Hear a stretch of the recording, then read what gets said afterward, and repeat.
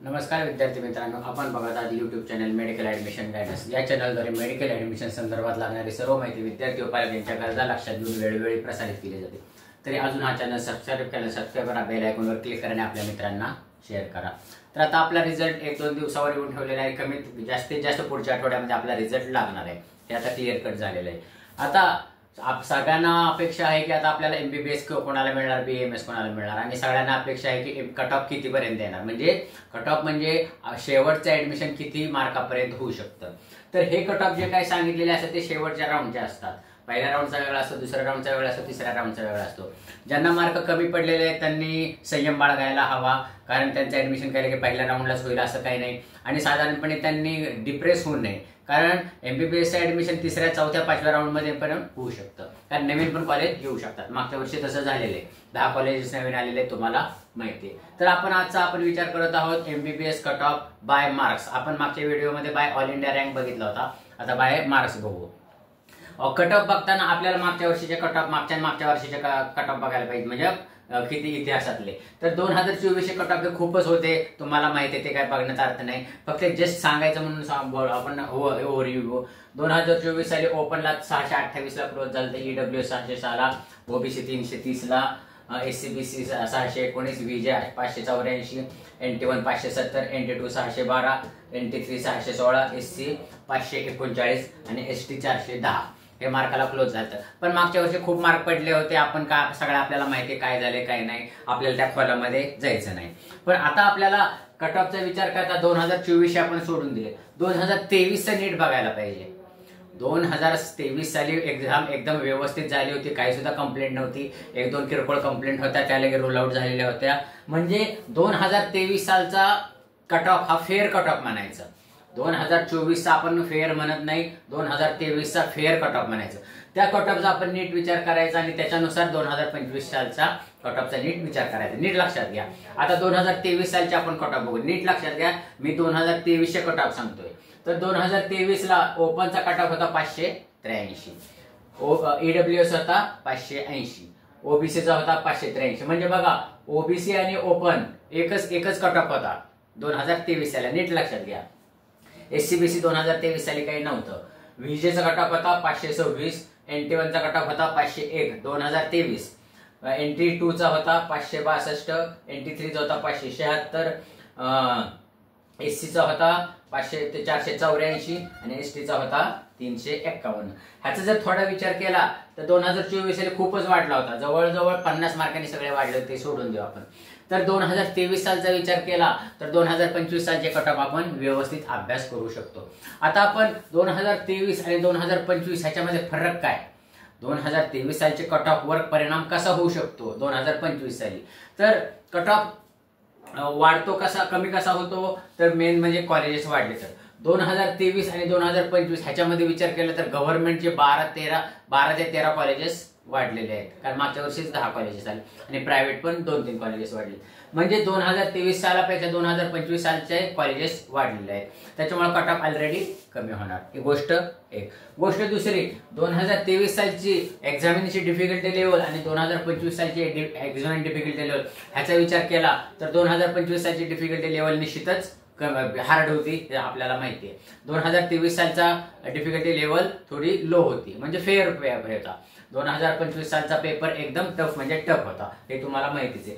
म्हणजे 2023 सालापेक्षा 2025 सालचा cut off निश्चितच कमी येणार, कारण सीट पण वाढलेले आहेत आणि डिफिकल्टी लेवल पण वाढलेली आहे। तर तसा विचार केला तर साधारणपणे 2023 ची फिगर बघितली तर आपल्याला साधारणपणे 50 ते 60 मार्काचा कट ऑफ कमी होऊ शकतो। ह्याच्यामध्ये कारण जाऊन काय, कॉलेज वाढल्यामुळं 20 मार्काचा कट ऑफ कमी होईल, 20 ते 25 मार्काचा, आणि हार्ड लेवल झाल्यामुळे 20 ते 25 मार्काचा कट ऑफ। म्हणजे आपण 2023 सालामधून जर 50 वजा केले तर 2025 सालचा कट ऑफ येऊ शकतो। हे झाले आपलं प्रमेय, अलग लक्षात। 2023 सालच्या कट ऑफ मधून 50 वजा केले तर 2025 सालचा कट ऑफ आपल्याला येऊ शकतो। जर तसा विचार केला तर 583 वजा साधारणपणे 550 पर्यंत ओबीसीचा कट ऑफ येऊ शकतो। अजून जर खूप हार्ड झालं तर 520 किंवा 530 पर्यंत ओपनचा एमबीबीएसचा कट ऑफ येऊ शकतो। गव्हर्नमेंट सांगतोय मी, गव्हर्नमेंट एमबीबीएस मेडिकल कॉलेजचा ओबीसी ओपनचा कट ऑफ साधारणपणे 520 ते 550 दरम्यान राहणार। त्याच्या खाली काय येणार नाही. आलं लक्षात. तर आणि ह्याचा विचार केला तर ओबीसी आणि ओपनचे कट ऑफ साधारणपणे तेच असतात. मी तसा विचार केला तर 520 ते 550, जास्तीत जास्त 550 पर्यंत जाणार नाही, 520 ते 530 दरम्यान कट ऑफ राहील. त्याच्यानंतर ईडब्ल्यूएसचा कट ऑफ तर त्याच दरम्यान राहत असतो, काही विशेष फरक पडत नसतो, 510 ते 500. आणि एसीबीसीचा कट ऑफ साधारणपणे आपण 2024 आणि 619 होता.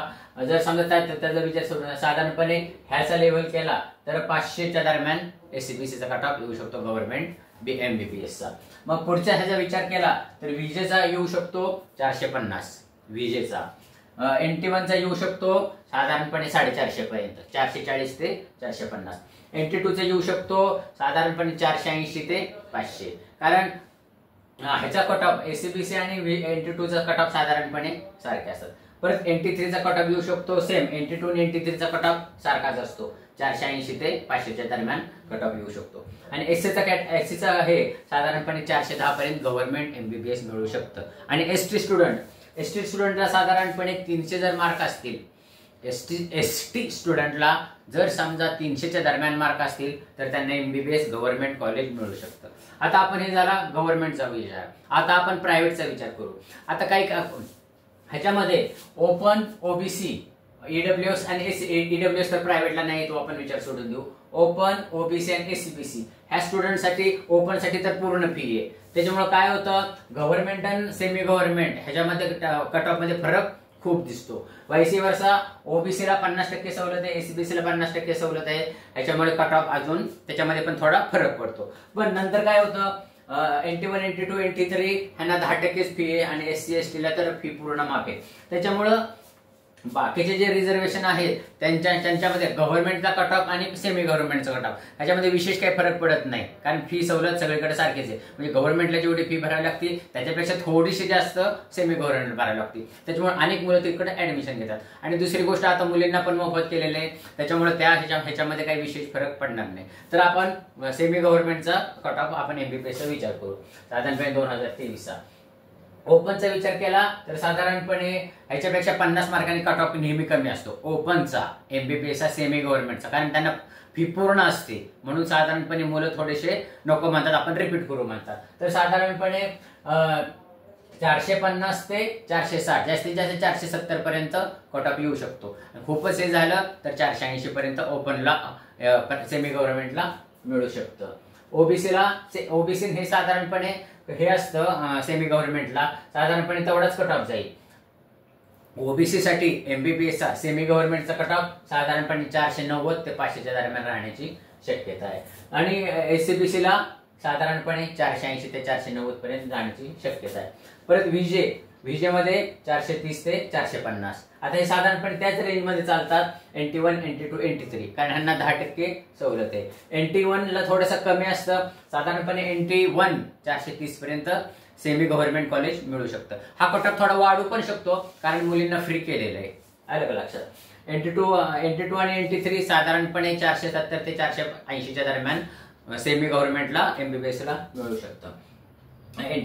एससी साठी साधारणपणे विशेष काही फरक पडत नाही.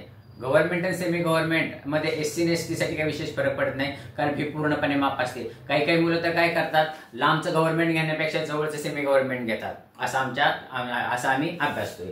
तर एससीचा सेमी गव्हर्नमेंटचा कट ऑफ साधारणपणे 390 ते 400 येऊ शकतो.